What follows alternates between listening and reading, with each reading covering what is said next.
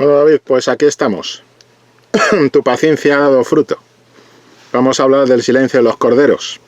Yo te agradezco la paciencia, como a todos los que habéis pedido críticas a la carta. Y ya os digo lo de siempre, es decir, esto es prepararlo. Hay gente que se cuestiona qué trabajo estamos haciendo con las críticas a la carta, pues a que quiera le puedo enseñar el curro que nos metemos mi colega Usero y yo, no solo viéndonos la película, sino sacando nuestras notas, buscando informaciones e intentando que la crítica a la carta sea un trabajo un poco más en profundidad del que podemos hacer de la crítica de un estreno normal de los que se puedan producir en la cartelera.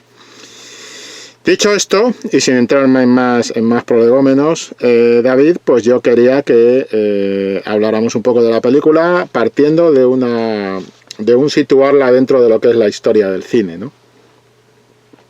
Lo primero que hay que decir del Silencio de los Corderos, a título para mí más bien anecdótico, porque es lo que se refiere a premios, es que es la tercera película de la historia en conseguir los cinco grandes premios Oscar de la Academia del Cine de Estados Unidos.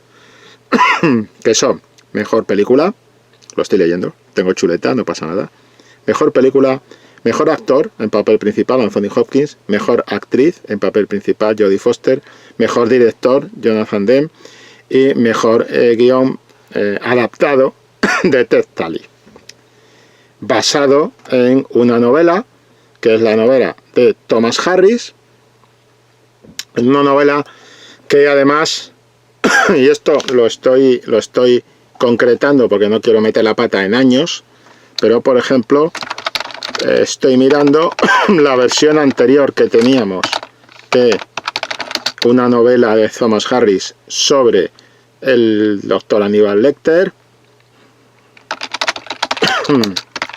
que es muy curiosa. Aquí en España se tituló Hunter Cazador de Hombres, creo que era, sí, Hunter.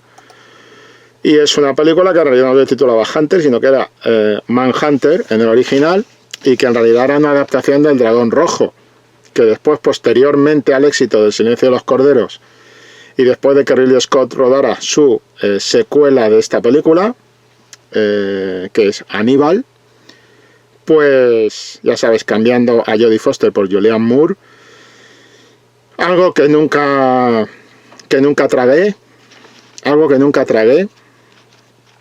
que nunca sé por qué tragó Ridley Scott, algo que quizá el propio Ridley Scott aplaudiera, no lo sé. Creo que Julianne Moore es una grandísima actriz,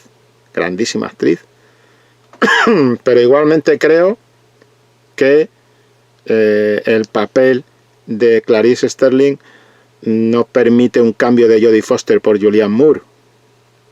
Me explico. Ni de Julianne Moore por Jodie Foster. Es decir, elegiste una, eso creó un emblema. Ridley ha respetado el emblema básico de Aníbal y Aníbal tiene que ser Anthony Hopkins. No me puedes cambiar a Clarice por Julianne Moore. Y no se trata del nivel de interpretación de Julianne Moore, es que estás cambiando toda la ecuación. En fin, opiniones personales sobre esto, ¿vale? Sobre la secuela, que quizá podamos hablar un poco más adelante sobre ello. Pero en cualquier caso es una película que gana las 5 grandes, y antes de esta película había otra adaptación de una novela de Thomas Harris, de la primera novela de Thomas Harris en la que aparece Aníbal Lecter, y aparece además el personaje del asesino, digamos, utilizado como instructor, como mentor de la gente que investiga a otro asesino. O sea, la fórmula era la misma en el Dragón Rojo, y aquí ya digo que se tituló Hunter, en el original era Manhunter, y la dirigió Michael Mann en el año 1986. Michael Mann es un buen director. La película era buena, Hunter era buena, de luego era mejor que la versión que se hizo posteriormente de Dragón Rojo. Y curiosamente, pues bueno, teníamos a Brian Cox interpretando el papel del doctor Aníbal Lecter. O sea que el papel de Jack Crawford, curiosamente, lo interpretaba Dennis Farina. O sea que el protagonista tampoco era Jack Crawford. Y sí que plantea, si comparamos una película con otra, pero también si comparamos una novela con otra, nos encontramos que en la de Dragón Rojo pues es una novela que, digamos, tiene un importante cambio respecto a lo que vamos a ver en el Silencio de los Corderos, que es el protagonismo femenino. Y Jonathan Demme supo ver muy bien que esa variación, que ese cambio era esencial y que era la clave de hacer una adaptación cinematográfica, que era la clave perfecta para hacer una adaptación cinematográfica. Y así lo desarrolló, así lo sacó adelante y así trabajó, digamos, el planteamiento de la película en su adaptación cinematográfica, ¿no? Entonces, el papel, curiosamente, del protagonista en Hunter lo interpretaba William Petersen, que es un actor que después sería productor y de alguna manera protagonista de la serie CSI. Y es curioso porque, por ejemplo, uno de los elementos que se ven en El Silencio de los Corderos es un previo al CSI, un previo a la serie CSI. Con esa imagen anticipa lo que va a hacer después la serie CSI cada 2x3. Digamos que la serie CSI en cierto modo es en parte, en todo esto de la autopsia y tal, es una hija del Silencio de los Corderos. Con el tema de la autopsia que hacen de la muchacha que encuentran en el lago, ¿no? Cuando ellos se presentan en el lugar donde está el cadáver, donde descubren por primera vez esa especie de mariposa en la boca de la chica. Entonces, digamos que en muchos sentidos, por ejemplo, no podría haber Seven sin El Silencio de los Corderos, y El Silencio de los Corderos pues es una innovadora en su tema que sin embargo no se aplicaba. Es decir, lo que intento llamarte la atención sobre la película Hunter es que digamos, esta película ya abordaba el personaje de Hannibal Lecter. Esta película ya adaptaba una novela anterior, Dragón Rojo, de Thomas Harris, donde están todos los elementos que se producen del asesino en serie y tal. Y esta película de Hunter, de Michael Mann es muy buen director, todos lo sabemos, ¿no? Digamos, el tema de la investigación. La fórmula es muy similar al Silencio de los Corderos. ¿Por qué son tan distintas? Hunter no crea un emblema de asesino en serie, no crea una corriente, no crea un icono del asesino en serie como nuevo, digamos, elemento del género de intriga o policíaco. Y sin embargo, El Silencio de los Corderos, unos años después, sí. Y se convierte en una película absolutamente emblemática. Una película que da de sí a una serie de adaptaciones, una serie de secuelas, incluso una serie de televisión, Aníbal, etcétera. Toda esa influencia, esa riqueza de influencia del Silencio de los Corderos deriva de una serie de elementos que vamos a ver ahora, pero hay que destacarla, ¿vale? O sea, a mí me parece mucho más anecdótico que en un momento determinado El Silencio de los Corderos llega a conseguir, sea la tercera película de la historia del cine que consiguió las 5 grandes nominaciones de los Oscar, y me parece mucho más significativo compararla con Hunter. Además te recomiendo que veas esta otra, que es una buena película, pero curiosamente no adquiere el tinte, la cualidad de emblema que tiene El Silencio de los Corderos para el cine posterior. Y entre ese emblema pues está, por ejemplo, la secuencia de la autopsia, pues va a dar lugar a a todo lo que es el despliegue de autopsias en plan bombardeo que nos encontramos en la serie CSI. Por ejemplo, es simplemente un ejemplo. Entonces, entre otras muchas cosas, aparte de convertir, ya digo, no hay Seven de Fincher sin El Silencio de los Corderos. Y no digo que Seven copie El Silencio de los Corderos, no es eso. Pero sí digo que una conduce a la otra, ¿no? ¿Qué características especiales tenía? Pues podemos partir primero de esa diferencia que yo establecía, que es el protagonismo femenino. El protagonismo femenino de la película y de la novela, el centrarlo en el personaje de Clarice Sterling, es el gran hallazgo del Silencio de los Corderos. ¿Por qué? Jonathan Demme en toda la película está reseñando eso como tema central. Es decir, normalmente las películas que se van a convertir en un emblema lo son porque pinchan la burbuja de sus supuestas limitaciones genéricas. El otro día decíamos en una videocrítica a la carta también sobre Toro Salvaje que realmente era una película con boxeo, pero no era una película de boxeo, era otra cosa. Y esta le pasa un poco lo mismo. Esta película es una película, podríamos decir, con asesinos en serie, pero no es una película de asesinos en serie. Y esta película tiene un tallo central, como todas las buenas películas, una columna central, que es la que le proporciona su identidad irrepetible, su identidad propia.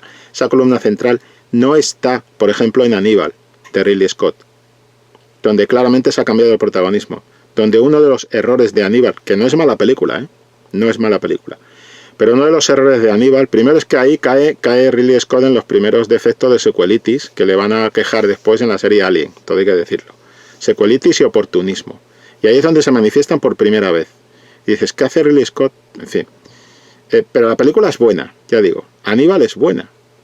Es incluso muy buena, por encima de la media de lo que se está produciendo en su año. Porque es Ridley Scott. Y es Ridley Scott dirigiendo muy bien. Ridley Scott siempre dirige muy bien. Siempre. Tiene un gusto y una clave estética genial. Pero, argumentalmente se resiente de que realmente el papel de Clarice Sterling ahí no pintaba nada.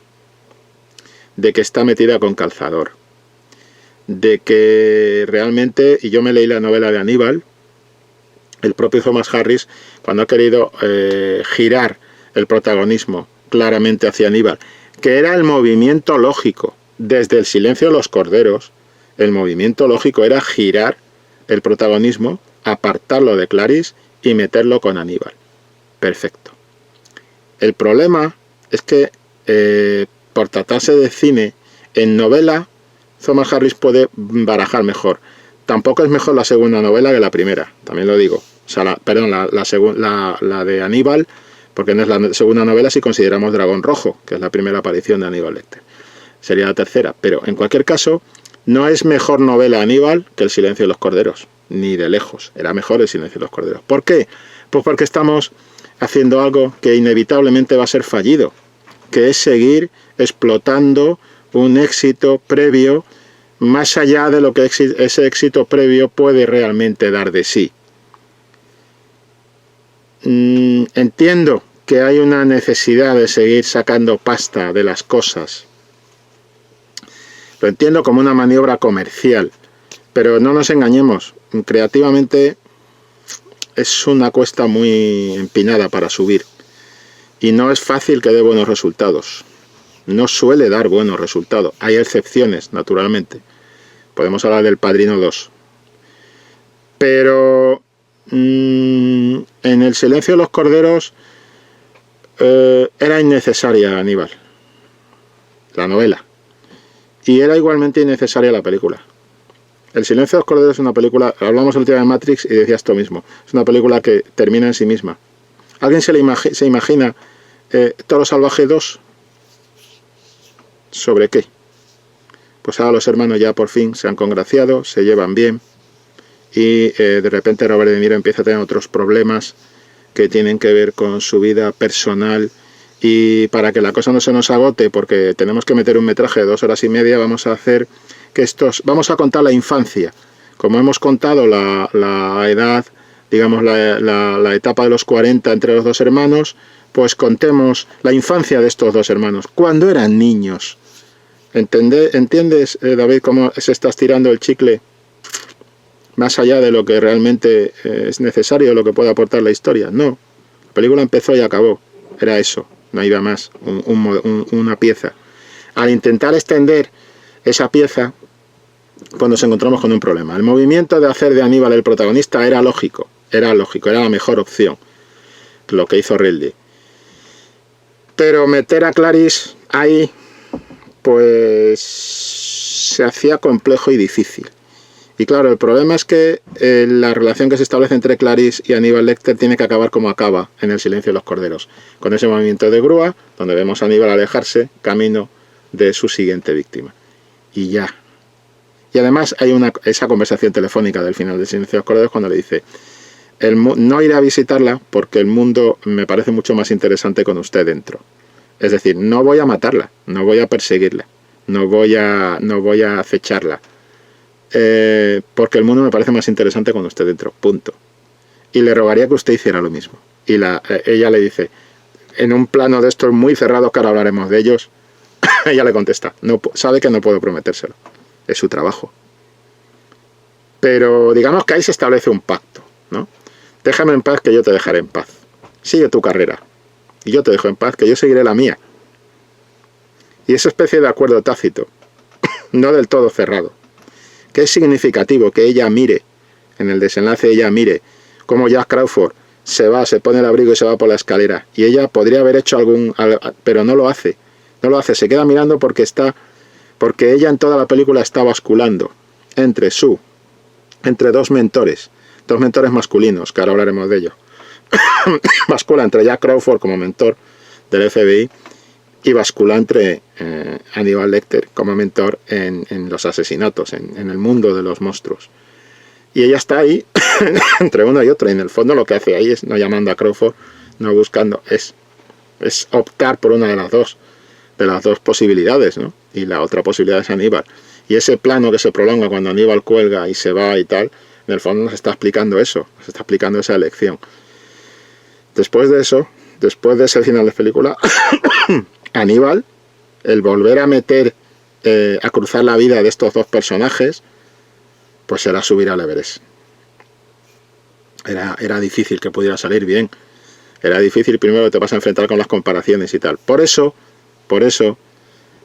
a veces me habrás oído, David, hablar de no en contra, sino que las secuelas, que muchas veces lo que nos gustan son películas únicas, y ya está, empiezan, acaban y hasta luego. No hay que estar siempre pensando en la secuela. Las secuelas son agotadoras para la trama, para los conflictos, para los personajes, para las líneas argumentales, para los universos narrativos, son agotadoras. Son asfixiantes incluso, porque los personajes se ven profundamente condicionados por lo que ocurrió en la primera película. O no se ven condicionados en absoluto a hacer una cosa completamente distinta que no tiene nada que ver y que dices, ¿esto qué carajo es?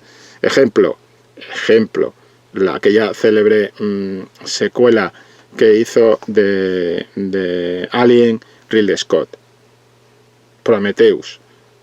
Pues ese es el ejemplo, ¿no? Prometheus es una buena película de ciencia ficción y es una mala secuela de la película Alien, o precuela, si lo queremos llamar así. Ese es el problema. Entonces, con El silencio de los corderos ocurre esto. Bien, una vez que tenemos establecido ese peso de las películas, ese peso del silencio de los corderos dentro de la historia del cine, necesariamente tenemos que hablar, pues, de eso que te decía, ¿no? De cómo, digamos que estamos asistiendo a un empeño de Jonathan Demme por darle una columna central a esta película, y que esa columna central se edifique sobre el papel de Clarice Sterling. Que cuando aparece en la película es significativo. Vemos el bosque este de Cuántico. La alergia me tiene enfilado la alergia, me tiene rico la alergia. Y contentito también, sobre todo a la hora de hacer los vídeos. Pero bueno, aquí estamos, en la brecha, como todos. El resultado. Ella viene de una hondonada del bosque este de Cuántico. Viene desde abajo, viene trepando por esa cuerda con todo el esfuerzo. Esa presentación del personaje. Y esos planos que vemos posteriormente, esos planos donde es como si hubiera una presencia ya acechándola. Unos planos muy breves, donde ella va corriendo y la cámara la va siguiendo por detrás, ¿no? Como si hubiera ya una presencia acechándola y demás. Y después, pues toda esta carrera por el bosque y todo esto. Por cierto, esos planos los puedes encontrar también en Rashomon, de Akira Kurosawa, es curioso. Al principio, cuando el personaje no protagonista, Rashomon es protagonismo coral, cuidado. Pero cuando el personaje del leñador, que es el personaje que... No te voy a destripar Rashomon, si puedes echarle un vistazo, es curiosa, es una película de Kurosawa fundamental en la historia del cine. Pero en Rashomon tenemos también cuando descubre el cadáver, ese leñador, antes de que lo descubra, en un bosque también. De hecho, Rashomon se basa en dos novelas de Ryunosuke Akutagawa, y curiosamente una de ellas se titula En un bosque. Bueno, pues cuando descubre el leñador de Kurosawa el cadáver en el bosque, también vamos a tener unos planos que le van siguiendo por la nuca, ¿no? El hombre va caminando por el bosque y le va siguiendo el plano por la nuca. Bien, pues un poco toda esa presentación del personaje de Clarice, y cómo te define esa presentación cuando se mete en el ascensor y ella es la más bajita de un ascensor en el que está repleto de tíos tochos con unas camisetas rojas, gente del FBI, con unas camisetas rojas. Esa imagen, hay varias imágenes de Clarice rodeada de hombres. Hay otra imagen muy significativa cuando van a hacer la autopsia del cadáver. en el pueblo este, y Jack Crawford hace una maniobra para quitarse de encima al sheriff, que consiste en apartarla a ella y meterse a hablar con el sheriff, y ella se queda sola, rodeada de policías de uniforme, también, esa es otra imagen de Clarice frente a hombres. La imagen de cuando hace una de las entrevistas con Aníbal Lecter en la ciudad, cuando ya está el otro en la jaula y tal, y cuando vuelve en el aeropuerto, pues resulta que hay un tipo que viene con una maleta y que se la queda mirando, pero además mirando de una manera ostentosa y un tanto chulesca, o sea, como si tuviera derecho a mirarla como si fuera un objeto sexual o algo así. Estamos hablando de una película de 1991, no lo olvidemos, totalmente precursora en toda esta movida de reivindicación de los legítimos derechos de la mujer y demás. Bien, pues el tipo que se la queda así como observando y se vuelve para atrás y la mira así tal, y va caminando, y como ella, el plano de ella mantenido, ella caminando, como soportando esa especie de cruz, de peso, de sentirse continuamente observada por los hombres, y cómo te lo va materializando eso Jonathan Demme en su película. Eso se acaba convirtiendo en el epicentro de Silencio de los Corderos. Si te das cuenta, el tema de la transformación que tenemos en el propio personaje de Buffalo Bill también es lo mismo. Es un personaje que observa, que intenta imitar a la vecina de enfrente, la que hacía costura y tal, y a la que asesina, la primera a la que mata, y cómo intenta convertirse en una especie de mariposa y cómo intenta hacerse pasar por mujer. Es decir, la obsesión de los hombres por la mujer como objeto sexual, como objeto a imitar, la mujer observada, la mujer que se siente continuamente observada, la mujer en el mundo de hombres, el caso del personaje de Clarice es muy claro en este sentido, los gestos, los que se plantean, los gestos de darle la mano de Crawford a ella, los gestos, que es un gesto como de reconocimiento, los comentarios que hace, el ataque sexual que se produce en la cárcel la primera vez que ella entra a visitar a Aníbal Lecter.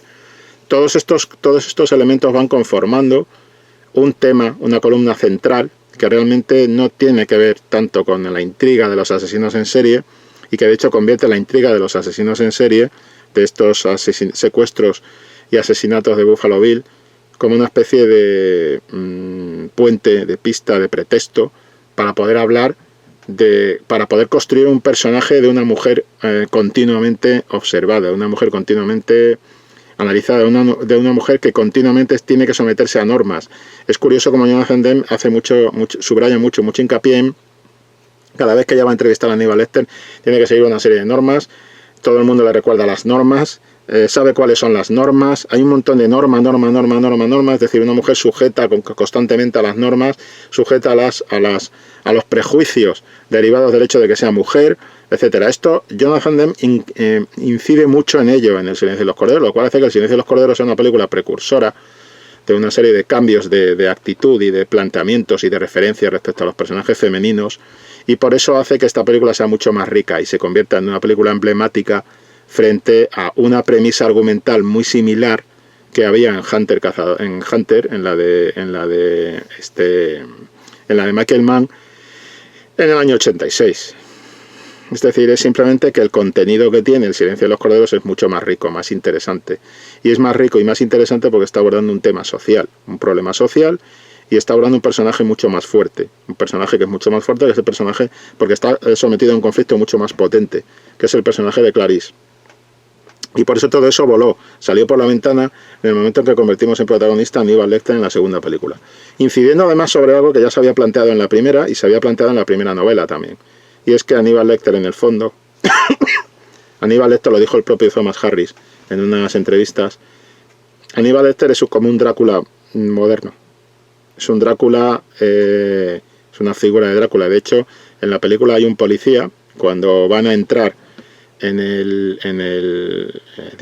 cuando entra Clarice a ver a Aníbal en la ciudad, cuando ya lo trasladan de localización, se lo llevan a la ciudad, hay un policía joven que le dice que cómo es, que qué tipo de persona es, ella que lo conoce, que si realmente es como un vampiro.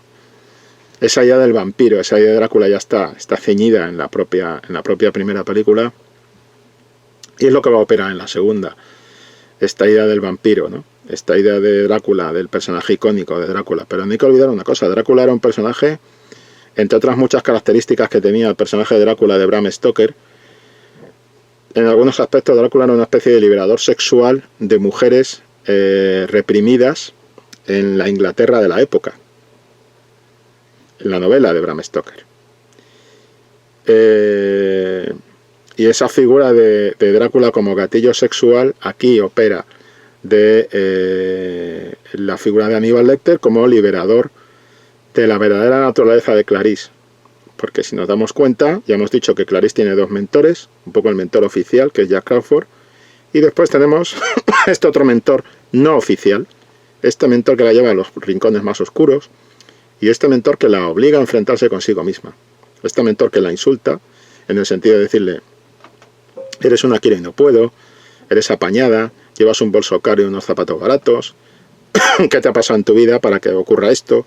Y entonces se va descubriendo toda la historia de Clarice a través de lo que le saca Aníbal Lecter en los interrogatorios, que si nos damos cuenta es muy interesante cómo juegan los interrogatorios Jonathan Demme con los planos, para que nos demos cuenta de que cuando ella visita por primera vez a Aníbal Lecter, que además justo detrás le va a caer siempre una especie de estufa, que es un elemento perfectamente lógico que esté, digamos, como parte del decorado, pero esa estufa también es como una reja, y esa estufa condiciona mucho la figura del personaje hasta el punto de que tanto en la celda del manicomio como cuando después lo visita en la ciudad da la sensación, no olvidemos que en la celda del manicomio da la sensación de que ella es la que está presa y él es el que está libre. Clarice está atrapada, Clarice está atrapada por ese muro, Clarice está también, digamos, empastada con ese muro por el tema de color, vestuario y demás, y el que tiene otro color frente a todo lo que le rodea es Lecter. El que está detrás de una vitrina, de un vidrio, que sí que es un vidrio, un cristal, un reforzado y todo lo que queráis, pero no son rejas. Eso da una sensación como de libertad. Es decir, la libertad que tiene Aníbal incluso estando preso y la no libertad que tiene ella a pesar de que se supone que está en el exterior y está libre.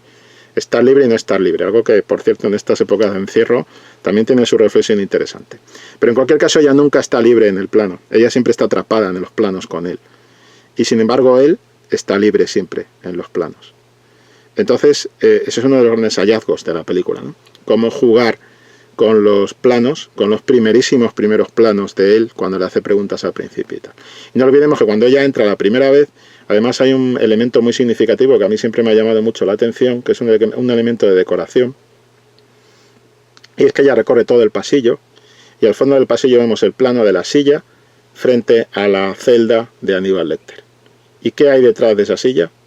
Pues lo que tenemos detrás de esa silla es una escalera que sale hacia alguna parte, presumiblemente del exterior.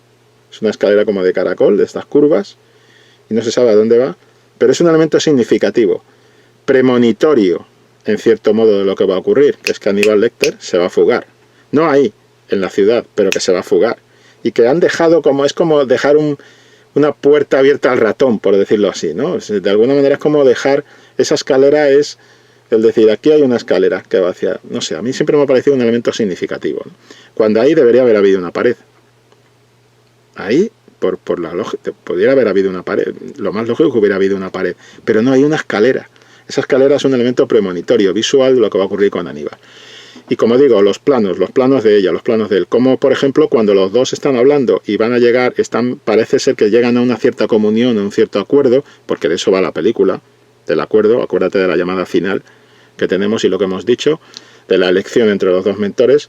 Cuando se produce esa especie de solapamiento entre los dos, de unión entre los dos, van a estar los dos, digamos, en la misma posición en el plano, ocupando el mismo tipo de plano, ocupando el mismo tamaño de plano, perdón, en la imagen, mismo espacio en el plano, ocupando el mismo espacio en el plano, y van a estar del mismo lado. Pero cuando Aníbal automáticamente se pone intelectualmente por encima de ella, vamos a ver que va a cambiar. Entonces él va a tener toda la posición central y ella va a quedar desplazada a un lado, con un vacío a su lado. Entonces todos estos elementos visuales que respaldan un poco la relación, la evolución de esa relación entre ellos dos, son los que también testimonian cómo evoluciona la propia Clarice, porque lo que pasa es que de lo que estamos hablando, recuerda que el asesino Buffalo Bill lo que quiere ser como una crisálida, quiere ser como en un momento determinado como una mariposa que surge mujer desde el cuerpo de un hombre cometiendo esos asesinatos, vistiéndose con la piel, ese bailecito que se marca, digamos, ocultándose el pene entre las piernas para hacer parecer que es una mujer y todo esto, algo tan grotesco. Bueno, pues ese tipo de juego de mariposa que está impresa en la figura de Buffalo Bill, del asesino Buffalo Bill, pero que también está cuando se fuga Hannibal Lecter de la cárcel, de la celda esta en la que le tienen, digamos, controlado, supuestamente controlado, en la ciudad. Cuando se fuga, lo que forma también es una figura de mariposa con el cuerpo del policía, que parece que tiene como unas alas, con esa luz que le cae por detrás y tal, bastante siniestro. O un hallazgo de esta película. Es una película de intriga, pero tiene unas pinceladas que acaban sacándola de la intriga y la convierten en una película de terror. Entonces este híbrido siempre funciona. Es decir, a ti te empieza la película como una película de intriga, pero el diálogo, ¿cómo se marca el terror? Hablemos un poco brevemente de ese duelo y después volvemos sobre la mariposa, ¿vale? Hablemos un poco, es lo que nos va a dar el tema central, pero hablemos un poco sobre ese duelo. El duelo intriga-terror. El duelo intriga-terror, ¿cómo se mantiene en la película? ¿Cómo el terror se introduce a través de elementos del diálogo, de frases del diálogo? Cómo todo el terror está incorporado desde el diálogo, en todo lo que le cuentan a Clarice de Aníbal, en todas esas normas, no se acerque, no recoja, no coja nada que le dé, etcétera, etcétera, etcétera. Cómo eso empieza ahí y cómo después administra cuidadosamente que veamos que esté fuera de plano, digamos, las atrocidades que se vayan cometiendo hasta que el director decide, ahora sí, ahora nos conviene. Por eso digo, el peso del momento de la autopsia y cómo sacan la mariposa de la boca del cadáver. Como nos muestran los recortes de piel del cadáver. Todo esto, el director elige cuándo va a estar hecho ahí. Cuándo va a aparecer todo eso en la película. Y por eso digo que era significativo la influencia que pueda tener en la serie CSI, ¿no? Donde eso se ha convertido en una mecánica habitual, con lo cual al convertirse en mecánica habitual la autopsia también pierde el impacto que pudiera tener. Pero todo ese juego de el cadáver, de tal, de cómo van apareciendo los cadáveres, cómo ella se queda mirando al principio un tablón donde se ven las distintas atrocidades, es decir, cómo hay una escala, una escala que sería propio de la premisa de construcción del terror de las 4 estaciones del horror de John Clute. Es decir, primero unos atisbos. ¿Cuáles son los atisbos? Los atisbos llegan por las frases de diálogo, cuidado con este tío, no haga esto, no haga lo otro, pero después también llegan están llegando por esas fotos que ella ve de lo que está haciendo Buffalo Bill en la oficina de Jack Crawford. Ese es el primer atisbo, el atisbo de los asesinatos, cuando ella todavía no sabe que esto está relacionado con Buffalo Bill, a lo que le van a mandar a hacer. Y después todo lo que le dice Jack Crawford de Hannibal Lecter, verbalmente. O sea, tenemos un primer atisbo visual, las fotos de los cadáveres, un segundo atisbo verbal, los diálogos. Y cómo se va construyendo todo ese terror, hasta que al final despliega. Y lo bien que al final Jonathan Demme nos deja que seamos nosotros los que imaginemos lo que va a pasar con ese personaje que nos cae tan mal desde el principio, que es el doctor este que dirige el psiquiátrico, donde tienen encerrado a Aníbal. Un individuo que nos cae mal porque de alguna manera lo primero que intenta hacer es intentar, poco profesional, intentar ligar con Clarice. Poco profesional y muy baboso. Y después es un ególatra y un imbécil. Y nos cae muy mal desde el principio. Y Jonathan Demme nos hace, y esto es algo propio también del terror, o sea, no solo tenemos las 4 estaciones de John Clute, del género de horror, el modelo de 4 estaciones, sino que además hemos hablado de que Drácula es el modelo para Aníbal, otro elemento de terror. Y el final. ¿Y el final qué? El final nos convierte de alguna manera, nos hace empatizar con el asesino. Porque ese personaje que va a matar nos cae muy mal. Cuando dice, tengo una cita para cenar con este señor, con este individuo. Y nosotros sabemos qué individuo es. Y nos cae muy mal. Y de alguna manera nos parece casi un acto de justicia que Aníbal le haga una visita. Una visita de carácter gastronómico. De las de Aníbal, el caníbal Lecter. Y nos hace cómplices de Aníbal. O sea que de alguna manera miramos a través de los ojos del monstruo y hemos mirado a través de los ojos de la víctima. Verdugo y víctima, la unión del espectador, de la mirada del espectador con el verdugo y la víctima es otro elemento del género de terror. Así que la pugna, intriga, terror que hay dentro de la película es muy interesante, muy interesante. Creo que al final, por todos estos elementos, se decanta hacia el terror. Creo que se decanta hacia el terror, y creo que es terror. Aníbal Lecter es una película de terror, pero está servida muy bien en una estructura de género de intriga. Una de las mejores estructuras de género de intriga del cine moderno.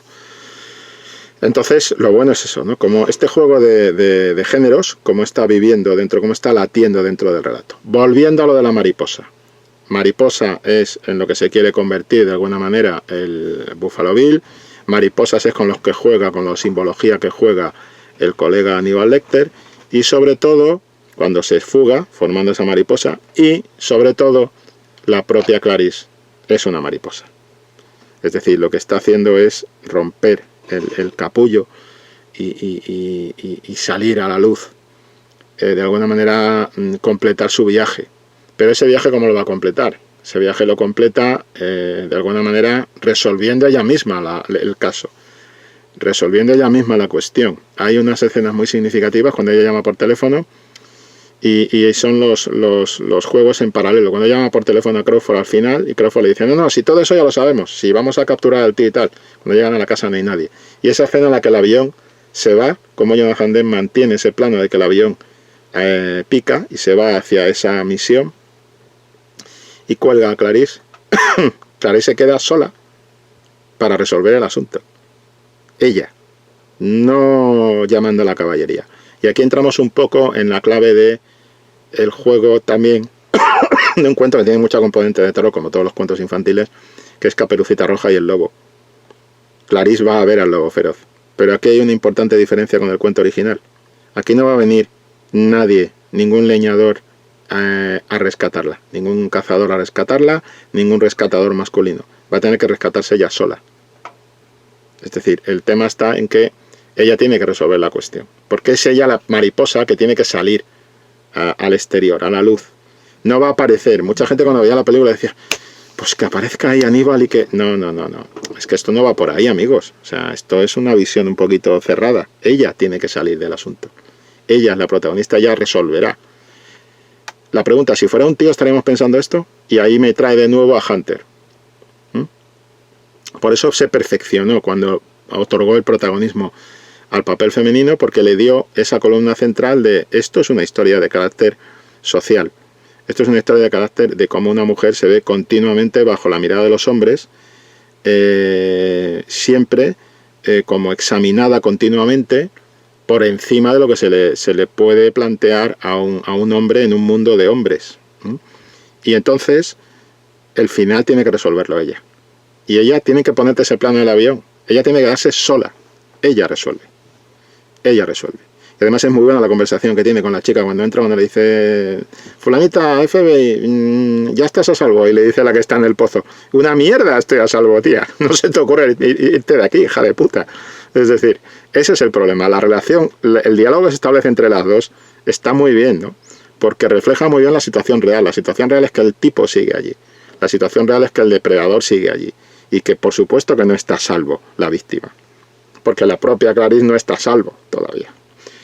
Y el final de este recorrido de la mujer sometida a la mirada del hombre, tanto de Aníbal como de Crawford, como de los otros hombres, como de los policías, etcétera, ese es cuando ya van. Hay otro momento en que Jonathan Demme pone esta pincelada. Van haciendo, las dos van corriendo, van haciendo esta especie de ejercicio de carrera y pasan un montón de chavales del FBI que se vuelven a mirarlas. Es el acoso constante, esa sensación de estar siempre observada, ¿no?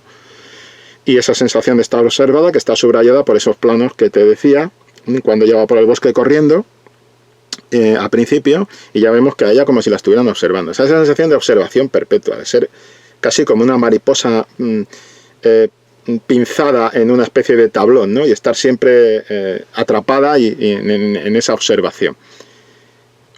Romper el capullo, romper y convertirse en la mariposa, digamos, es un poco lo que plantea el viaje de Clarice como viaje de la heroína, ¿no? Y es lo que plantea la película y es la parte fuerte de la película. Entonces, precisamente ese final, cuando ella se enfrenta al tipo, el tipo tiene una visión de esta de infrarrojo, una visión de depredador con las gafas, y ella realmente no sabe dónde está y está siendo constantemente vigilada, tenemos ese otro elemento de terror que te decía antes, que es nosotros miramos a través del verdugo. Somos al mismo tiempo el verdugo y la víctima. Y ahí, toda esa parte final, somos el verdugo. En todo momento. O sea que lo bien que trabaja Jonathan Demme este tema para sacarle todo ese jugo. Por eso decía antes, ¿qué pasa con la de Ridley Scott, con Aníbal? Que nada de esto está ahí. Que Aníbal es un ejercicio de carácter estético, es una intriga y saca de la ecuación todo esto que hemos estado diciendo, de esa especie de columna central temática de carácter social que tiene la película. ¿Y esto a qué nos lleva? Esto nos lleva a que El silencio de los corderos, si es emblemática, si triunfa, si tiene el éxito que tiene y si sigue siendo plenamente moderna y no pasa el tiempo por ella, ha sido, por supuesto, imitada 40 veces. Ahora voy a ponerte un ejemplo breve, pero quiero decir, si es una película tan emblemática es sencillamente porque es una película que tiene un contenido central interesante. Cosa que en el caso de Hunter era una buena película de intriga sin una temática social central potente, ¿vale? Era una película de caza del asesino, de fabricación del monstruo, pero era una intriga, ya está. Pero aquí lo que construye el terror, lo que construye la intriga es ese tema de mujer constantemente observada, mujer atrapada, todo el tema de cómo ella vuelve a su pasado, cómo ella va a entrar en la dinámica, digamos, de recordar cómo vio a su padre muerto cuando era niña, a su padre el policía en el féretro, cuando va en todas esas identificaciones con el pasado, esos ligeros flashbacks, cómo administra muy bien Jonathan Demme esos flashbacks para que no se conviertan en un peso para la trama central que nos interesa. Eso también tiene su maestría. Ya sabes que hoy en día los flashbacks, algunos te meten un flashback, te meten un capítulo entero de flashback y es que te revientan la serie. Además yo tengo casi, no diría que es un axioma porque no me gusta ser tan dogmático, ¿vale? Pero sí que hay algo que se repite con mucha frecuencia. Y es que, por ejemplo, en series de televisión, obsérvalo. Cuando te meten un flashback, te meten un capítulo entero de flashback, ¿vale?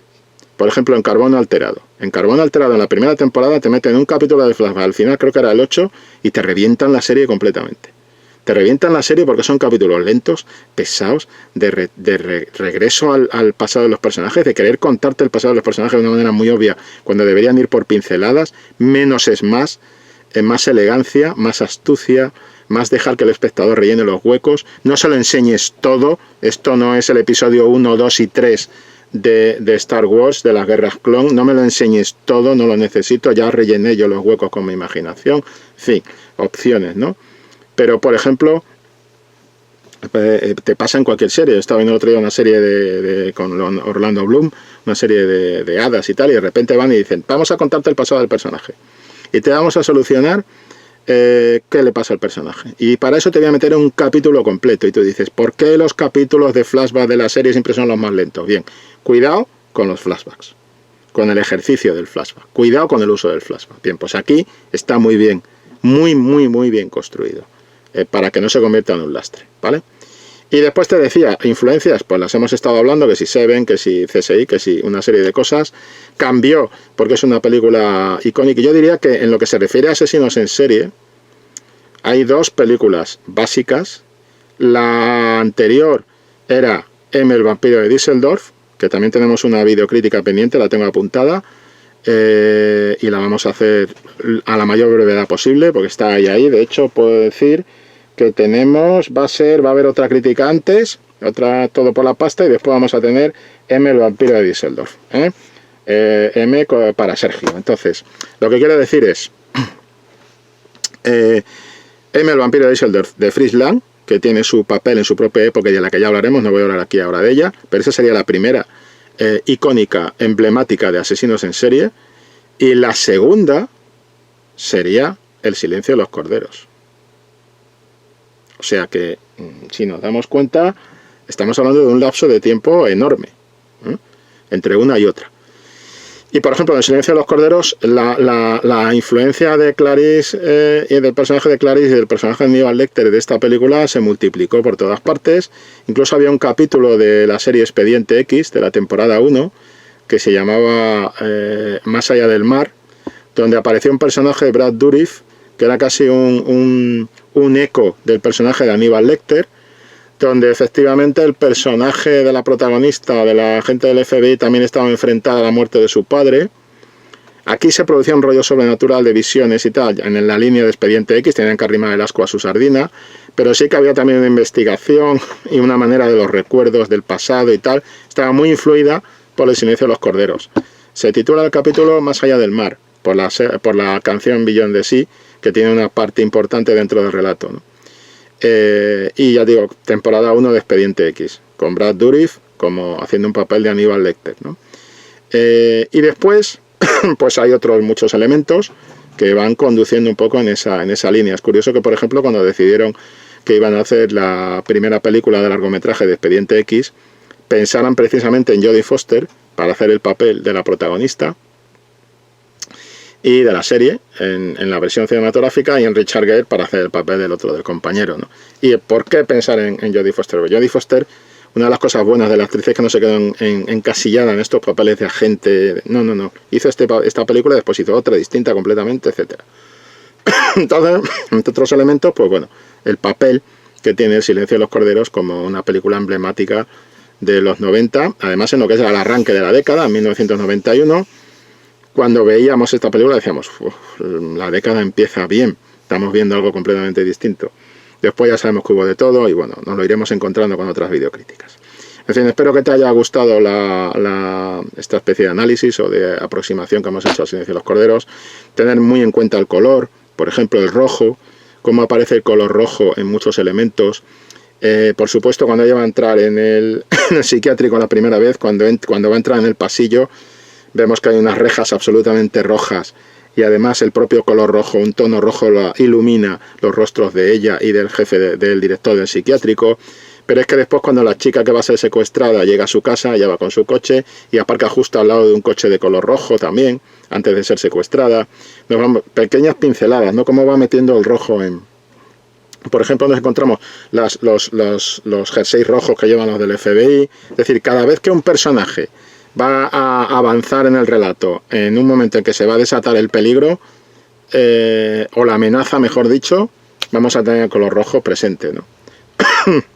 Y en el caso de ella, nos encontramos cuando ella va a hacerle la siguiente entrevista a Aníbal Lecter por la noche, que va un poco ahí a destajo, pues también tienes otro coche de color rojo justo delante de ella cuando aparca en el psiquiátrico. En fin, los elementos de detonación del rojo como elemento de amenaza en la película son dignos de observar.